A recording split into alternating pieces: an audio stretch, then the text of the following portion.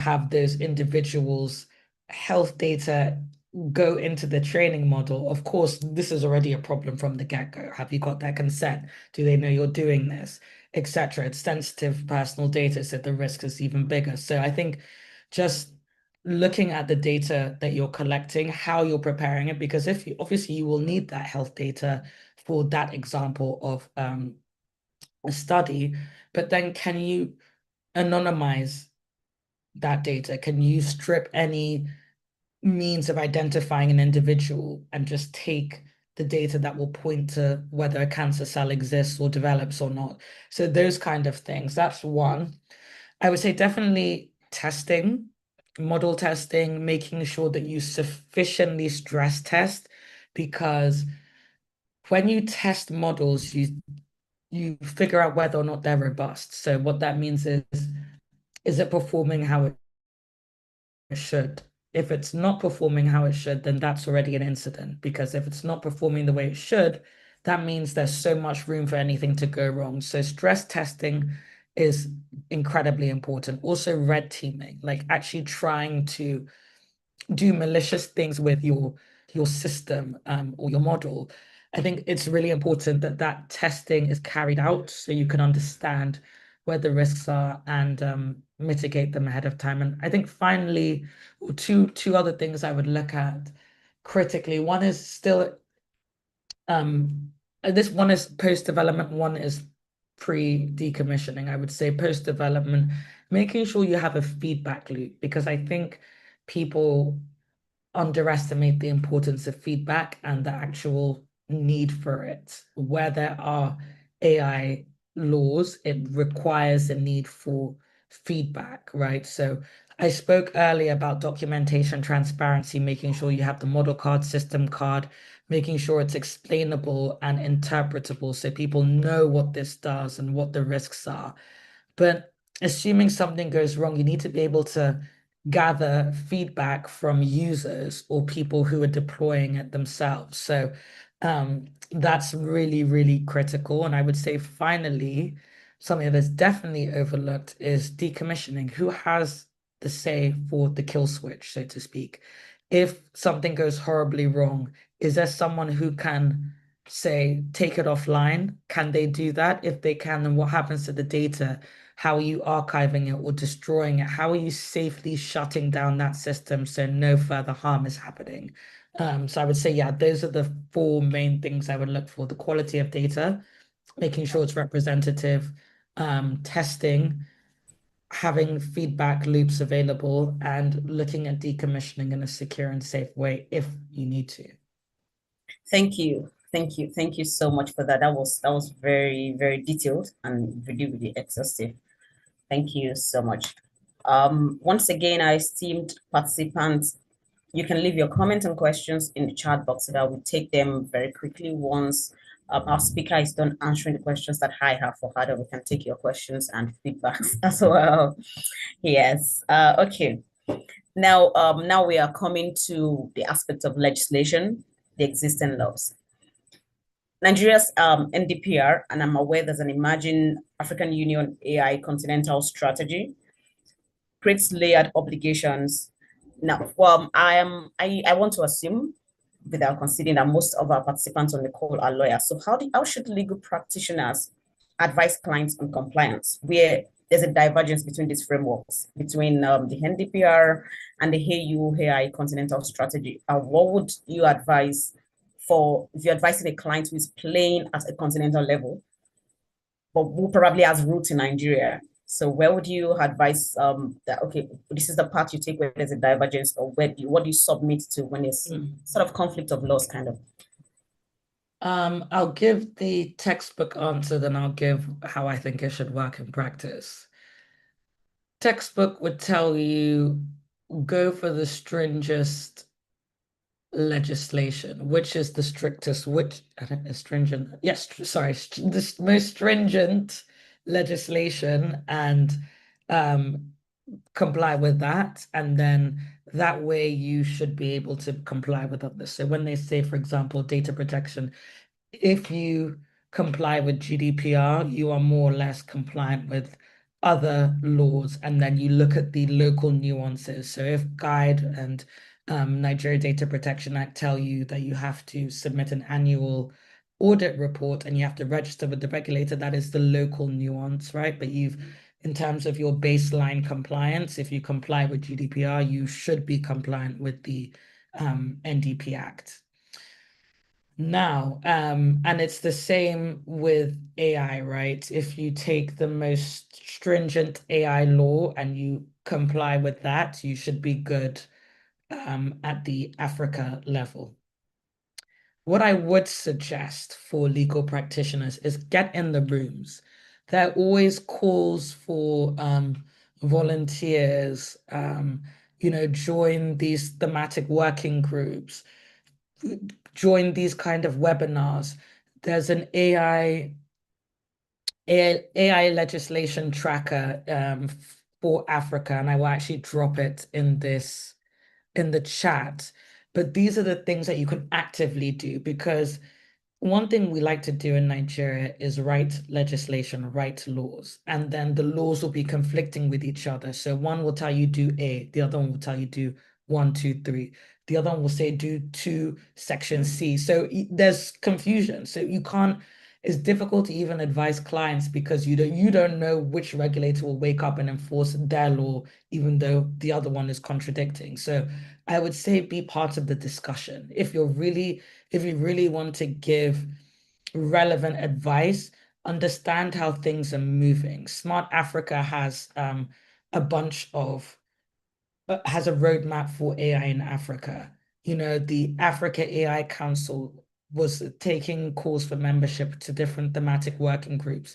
Those conversations are happening, and you can actually be informing the way legislation and governance will go on the continent. And even if you're not informing, you can just be there as a listener. You can see how things are moving, see how things are developing, and then be able to advise your clients like, this is the way the trend is going, this is what the law says. I advise you on paper have documentation that aligns with the law, but in practice, you also are aware that these kind of changes are coming and this is what they're going to start clamping down on. So you're actually staying ahead of the curve and not just relying on what does legislation say, because I'm not a lawyer. So for me, it's very confusing. And one day, one thing is true, the next day, two things are true. So I'll drop the tracker now on AI strategy readiness across Africa. And I would advise that you use this and other open free resources to kind of keep abreast of things. Oh, thank you so much for that. Thank you. Oh, yes, I can see the link. Thank you so much. Esteemed participants, please, you can check out this link to track the conversation. Because two things I hear you say is yes, if you're working on paper, going by textbook, stick to the strictest. But when it comes to what really matters, you need to be a part of the conversation. You don't necessarily have to even contribute. You could just be a listener. Just follow through. That way, you know what to say to your client. You know where things will be tilting. You know where, okay, it's about to go down on this in this area. You need to be ahead of that. And I think that really makes you a very profitable business advisor to your clients, because then they see that, oh, you said it. So, and then you cannot do like the I told you so thing. So, so yes, that's very important. So please check out the link and you can follow the conversation on how the continent is growing as regards AI governance. So I can see one question in the chat box. So I'm hoping that we have a few more before we end. So I'm gradually coming to the end of my questions with you. And now, how do you handle AI systems that make or inform consequential decisions? I know you are in the fintech space, and one of the concerns that's been raised over time is, I don't know if it's so much a thing in Nigeria yet, is as regards credit scoring, how how an algorithm is making a decision about your credit worthiness for loan, for all these other things based on data that is fed to them that may not necessarily have considered you. So how do you handle systems that make or inform consequential decisions as regards credit scoring, fraud flagging, from a data subject perspective this time around? From a data subject's perspective, Yes. I'm not sure I understand the question. How do you? How do you handle AI systems that make or inform consequential decisions? Decisions like credit scoring, fraud flagging. Oh, okay, with the Yes, data subject in mind. yes, yes. I mean, the easy answer is human in the loop, right? But as you scale, how do you keep the human in the loop? So having that one that resource, that option for such decisions to be verified and explained by a human, and knowing that if a human cannot explain, then your organization is going to be liable. So an easy way to do it would be to build in rules whereby if you see an anomaly or if I don't know, a certain profile is declined, it triggers a notification for a human to review, right? It's very difficult when it comes to credit scoring because this is when the intersection with or things like this consequential decisions come in. This is where you see the data protection legislation really take a forefront or front seat because if as soon as that decision that's automated can have an impact or a consequence to the rights and freedoms of the data subject concerned, you have a privacy issue there. So you always have to make sure you have a human in the loop, the availability or potential for a human in the loop. It doesn't mean that every decision that's automated has to be checked by a human. Otherwise, of course, then it's not automated decision making, but it means that you define the rules, you define the thresholds for a human review. That might be a spot check once a week. It might be a spot check once a day. It might be a combination of a spot check plus your configured rules that will trigger a human intervention review.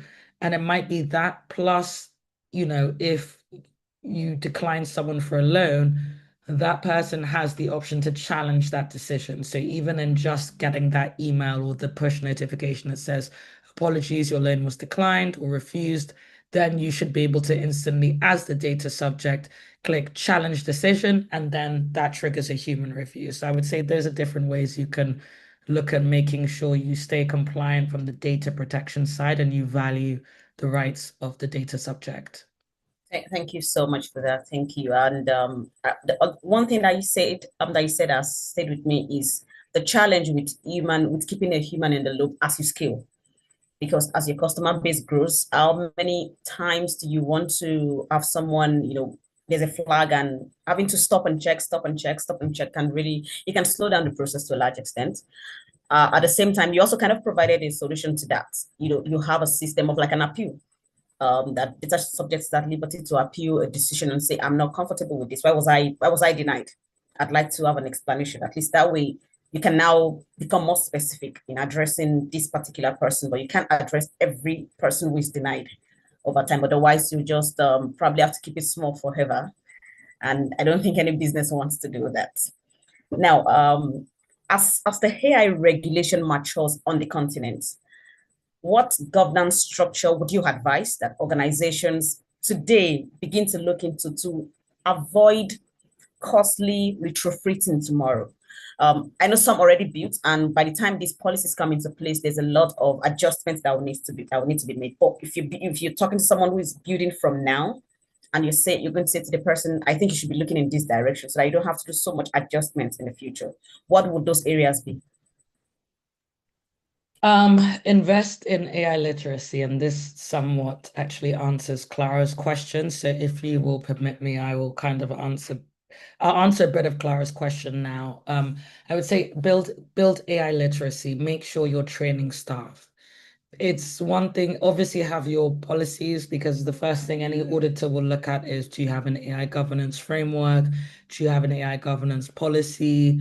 These kind of things. Do you have like maybe even an AI incident run book? So these are some of the, do you have a secure development with AI handbook, guidelines, these kind of things? So documentation, policies and procedures, of course, but policies and procedures are nothing without an understanding on how to operationalize them. So I would say definitely invest in AI governance training and responsible and ethical AI use. And that's company wide. Then, if you want to take it one step further, invest for role-based education. So, what you're teaching your engineers about responsible AI will be very different to what you're teaching your legal team where it comes to IP, liability, these kind of things. If somebody, you know, creates something with AI, one, could the company get sued? Two, whose intellectual property is it? So these are things that the legal team will have to think through. Security, they'll need to do things like, and this is something I definitely advise your security team, security operations team, should make sure that they are blocking anything that is not whitelisted because everybody uses AI. But if you can enforce that, if you have company laptops, your IT security team or your security operations team can actually technically block you not using anything that the company has not approved because that could introduce additional risks. So I would say look at it from the educational front, capacity building, look at it from the governance in terms of policies and procedures, and look at it technically because people don't know what they don't know. So to a certain degree, you have to reduce that risk surface and that attack surface through technical controls. The same way you always see companies have role-based access control. Not anybody can just see anything or log into any tool as an admin. Have that same mindset with AI. And I think if you start with those three things, you can build in different ways and you can build on them and mature on them. But you need to have foundationally an understanding, which is where the training comes in. If people don't understand the risks of using AI, then it's a lost cause. Doesn't matter how many controls you have, doesn't matter how many policies you have, you will have the whole company as the weakest link. So I would say, yeah, those three things are a great starting place for organizations.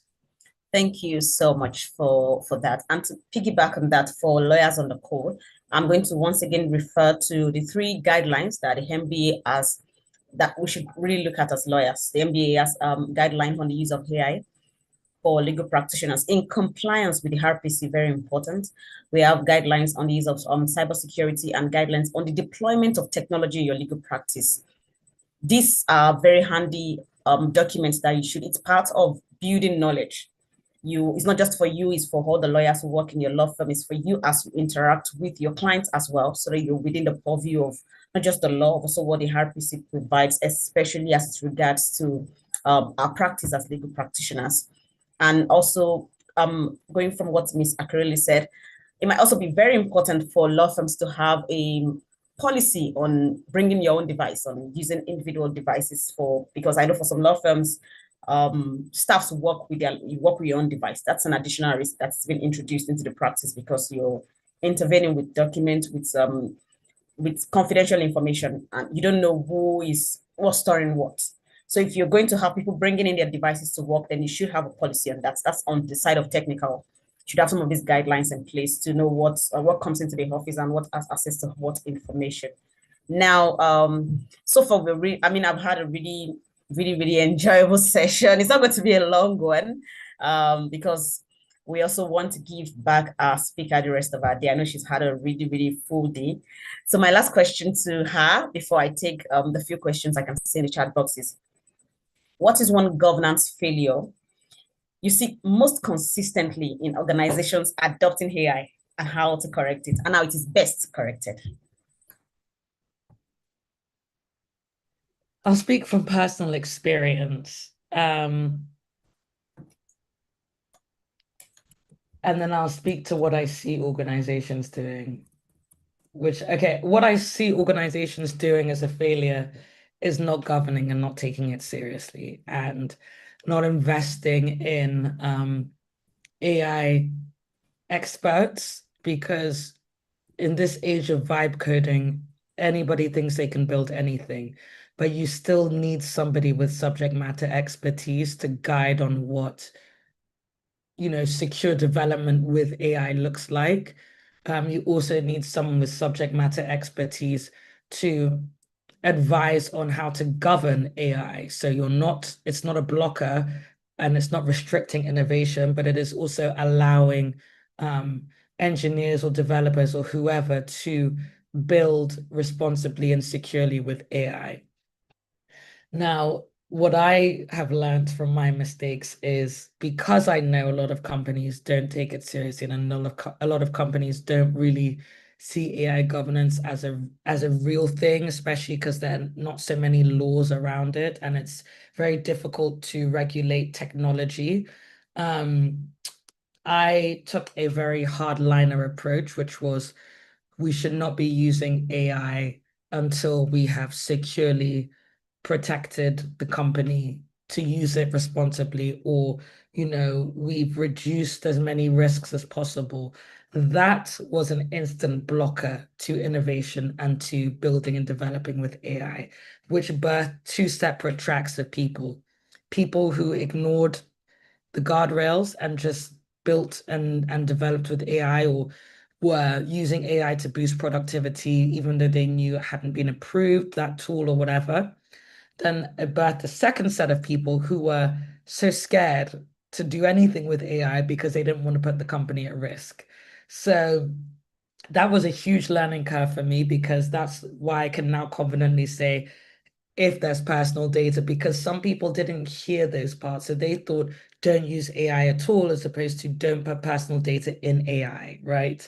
So just now revising the approach and making sure people know that you can use AI. It's fine to use AI. Just stick to no personal data, no proprietary data. And if you use one and two, make sure it's on an enterprise version and log it in the AI inventory list. So those kind of things came, but it's such a new space. And obviously, this is a journey that's happened over the past few years. So I can look back at how I started my approach and see where the mistakes were made. But it's part of the experience. You will be coming up against people who don't see the need for governance, which is why I also mentioned earlier, start with leadership buy-in. Look at the stakeholders who are using AI, who are passionate about AI, who are doing cool things with AI, and just get them on board in terms of, oh, we could do more, but we just need to make sure the governance is in place. So I would say the biggest mistake is companies who don't do anything and think they can just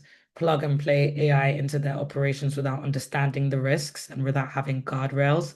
And then being too hard and rigid with your approach to governance, which is a turn off and a red flag for a lot of product guys. So making sure that you balance the need for governance with the need for innovation as well. Thank you. Thank you so much for that. So there has to be a balance between governance and innovation. We don't want to have people who are too scared to use technology, because that's actually a common fear among lawyers. You see concern about, oh, should we touch AI? Should we not use it? Should we, especially once you talk of AI is coming to take your job? Most lawyers are like, no, no, no, no, I want to protect my job. We don't want AI here, but it's come to stay. And what really matters is governance. The structure has to be in place. A framework for the deployment, the adoption, advisory on AI has to be in place. There's this question from Balkisu Usman Yaro that was posted earlier. Good afternoon, everyone. My question is, given Africa's current, given Nigeria's current reliance on sector-specific regulations and general legal principles rather than a dedicated AI law, what do you consider the most significant legal risk for organizations deploying AI systems today? And which aspects should Nigerian policymakers prioritize when developing a future AI regulatory framework? That was a long. What was the first question? Okay, so It was a the first two-part part is, what do question. you consider the most significant legal risks for organizations deploying AI systems today? That's a good one. I would say, I would say reputation, business reputation. I would say business reputation from doing something wrong with AI, but also I would say non-compliance with complex laws and regulations that aren't really clear on how to be compliant because like the question said, there's no overarching AI laws. So as a lawyer, that means you have to look at all the different laws, especially if it's Mhm. sectoral industry laws, to to scan for any reference of AI and make sure you're interpreting that and advising the business on how to interpret that correctly. So I think, and then of course you have extraterritorial depending on if your company or your client is operating on a global scale or even on a continental scale. You then have to look at all the sectoral, all the potential ways that AI has been mentioned in various different legislations internationally and making sure that you're able to advise them based on that because what's difficult is that this concept of harm and liability. You see in America, for instance, AI is not considered a product, so you can't really say there's there's liability because you could only get liability in some cases if it's a product that's caused you harm, right?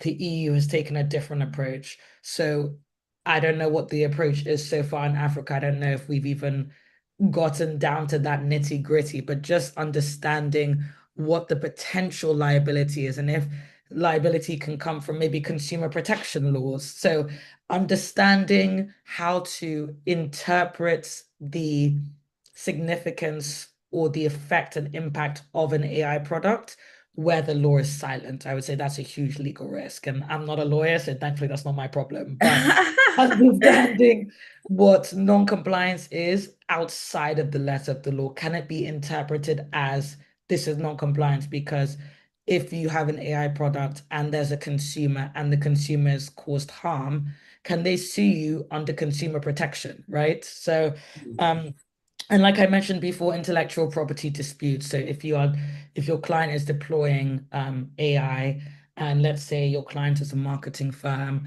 and they use an LLM to design a marketing campaign for one of their clients, making sure that you as a lawyer have looked at that LLM and looked at what constitutes intellectual property, has your client changed enough of the initial, not prompt, but the initial source of the art or whatever, whereby that can be considered now original, or have they just taken the Mona Lisa and put a caption next to it, right? So those are the kind of things you need to look into. And I would say human rights violations, but I think that's pretty standard across most things. Yep. Thank you. Thank you so much for that. The other leg of the question is now, if Nigeria were to be crafting, developing a AI regulatory framework in the future, which aspects would you recommend that Nigerian policymakers prioritize? I think we need to, this is part of the problem. We need to stop making policies. We need to like actually work on enforcement to existing laws and maybe actually amending what's on ground instead of making new ones because it's very difficult to comply with so many things that conflict. So either it's done at a sectoral industry level or it's done under um, data protection through a data protection lens. Let the NDPC be responsible for AI. Because what's going to happen now is not just Nigeria, and this is part of the things we're discussing on the Africa AI Council, right? We're so quick to have new regulators, but if we look on the continent and I'll speak specifically with data protection, right? There is a capacity issue where regulators are understaffed. And in some countries, they are not even, how do you say it without being, they don't have enough capacity both to enforce and to even necessarily understand some of the things, the impact of some of the laws that they're putting out there. If we have a new AI regulation, it's going to cause further fragmentation. We're already struggling for cross-border data transfer. If Nigeria, Kenya, South Africa, Ghana, Ivory Coast, Mauritius, if they all have their own AI laws and then they all have their own AI regulators, how does that help digital trade, digital economies, sharing data? It just makes things a lot more confusing. when you're talking about cross-border data transfer, it's going to be even worse with LLMs. So I think we have to consolidate instead of trying to reinvent. When you have new regulation, you tend to have new regulators. Who do you Mm. think is paying for these new regulators to exist? The taxpayers. So, what is the problem that is trying to be solved? Regulating AI. Is there an existing body that can regulate AI?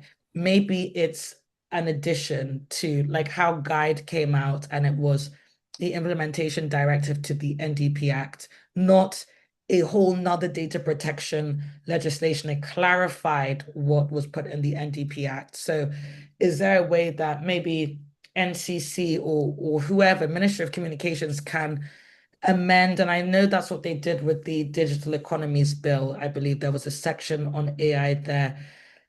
I would say the most important thing for policymakers to do in Nigeria is to stop over-regulating and to actually understand what are the gaps, what are the problems, what are companies unsure of, what is the issue with AI, and is it something that is specific to Nigeria or is it something that is specific to Africa? Is it that there's bias in LLMs where we're not capturing African voices, African context? That's what you should be looking to write policies on and join together as a continent or as a regional bloc, ECOWAS, East Africa, whatever, and solve that, not having a new AI law in Nigeria that is just going to help, it's going to hurt businesses that are trying to innovate even further. And it's going to, again, be difficult for then foreign investment to come because there are going to be laws that they have to comply with that maybe may hinder their ability to share data up and down for the purpose of model training, etc. Thank you. Thank you so much for that. I mean, there was a lot packed in that, but principally, I can see that you're not in favor of an AI regulation of framework. What you're saying is, let's look at what we have. Let's look at the gaps. Let's fill it. And I like the part where you mentioned the fact that if there's a new law, there's going to be a new regulator. And then who is going to pay? Then you have new fees, new levies, new licenses, I mean, it's going to be new everything here and there. And then business becomes onerous for those who want to do business because now you have like a literal textbook of compliance. Just keep complying and complying. And then at the end of the day, we're still falling short in the area of enforcement. So why not just look at what we have? Let's plug the holes that exist in it and let's make it work both in Nigeria and and on the continent because of concerns around cross-border data transfer that is already onerous as it is, so that we don't make it harder than what it is already. Thank you so much for that. And yes, I can see all the comments in the chat box. Thank you all for enjoying this session. We're gradually coming to a close. I want to believe that you answered um, there was a question, I think Claire's question at some point. Yes. Given your experience in the fintech space, how are you able to prioritize building AI capacity through LLM training while ensuring compliance with privacy and data regulations? I think you touched on that, but I don't know if you have anything more you'd Yeah, like I to. didn't actually fully answer it. So maybe Clara can clarify the question because you're saying building AI capacity through LLM training. Maybe I'm not sure I understood that question. Is it AI capacity for AI literacy within the company or using AI and training LLMs on our data because we don't do that? Okay, so Clara, if you're still on the call before we close, you can just provide a clarification on that now. Miss Akirele, so while we're wrapping up, I mean, we're preparing to wrap up already. So as we're wrapping up, do you have any final thoughts, final comments you'd like to share with our participants? I would say AI is the future, right? There's not like I used to be very scared of AI. I still am to a degree because I think if things can go wrong without AI, things can go catastrophically wrong with AI. But I think you have to understand AI. And when I say understand, I mean play around with it yourself before you can govern it. You don't have to be tech savvy. You don't have to be able to code or anything like that, but just start using AI in your day to day to make things more efficient, to automate certain processes, etc. And when you do that, you'll become a strategic partner to businesses, to clients, so you can figure out how to govern securely without being scared per se. So I would really, really recommend you start playing around, get Gemini, get Claude enterprise version or paid version, and just start taking free courses, watch YouTube videos, and understand AI so you're not coming from a very rigid lens because the law is not going to help with AI. So even if you read all the laws that exist on AI, I don't know if you're aware, I'm sure most of you are, but the EU AI Act now they're delaying now for high risk systems, they're delaying enforcement and they're giving it another 2 to 3 years for companies to comply because it's impossible. You can't regulate technology like that. It hasn't really been done before. So it's new for everyone. It's new for regulators, it's new for lawyers, it's new for consumers, it's new for developers, but it's new for everyone. So I would say don't be scared and really just test it out in a low risk, low stakes environment so you can understand how useful it is in order for you to then implement governance. Yes, I very much agree with that. Would encourage our participants, don't you don't have to, it's not taking your job. Actually, it's going to improve your productivity, so you can get some of these AI tools. Just play around with them, get curious about how it works, be a part of the conversation, follow the conversation at the national level, at the continental level, follow. You don't have to say so much. You can just listen in. you know it also helps you to know how to structure your advisory when you're having to advise clients. It also helps you to know where the world is tilting towards. Pursue literacy at all costs.